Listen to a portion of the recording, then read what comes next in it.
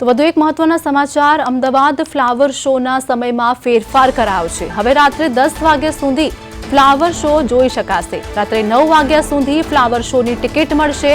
રાત્રે 9 થી 10 VIP ticket હવે નહીં અપાય। ફ્લાવર શોના સમયમાં મોટો ફેરફાર કરવામાં આવ્યો છે, જ્યાં વીવીઆઈપી ટિકિટ હવે નહીં મળે। ફ્લાવર શોના સમયમાં ફેરફાર કરવામાં આવ્યો, જેમાં રાત્રે 10 વાગ્યા સુધી જ ફ્લાવર શો જોઈ શકાશે। રાત્રે 9 થી 10 વીઆઈપી ટિકિટ પણ હવે નહીં આપવામાં આવે।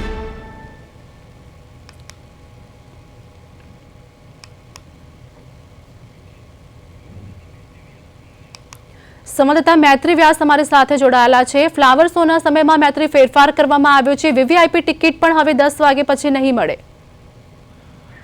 जी बिल्कुल आरती बात करवामां आवे तो अमदावादना साबरमती रिवरफ्रंट इवेंट सेंटर खाते फ्लावर शो चाली रह्यो छे। फ्लावर शो गार्डन खाते आयोजित आ फ्लावर शो में शहेरीजनोनो उत्साहजनक प्रतिसाद मळ्यो हतो, जेना कारणे हवे मुलाकातीओ माटे समय वधारवानो निर्णय कोर्पोरेशन द्वारा लेवामां આવ્યો છે। 16 જાન્યુઆરી 2026 થી એટલે કે આજથી મુલાકાતીઓ ફ્લાવર શો રાત્રે 10 વાગ્યા સુધી નિહાળી શકશે, જ્યારે ટિકિટ રાત્રે 9 વાગ્યા સુધી જ મળવાની છે।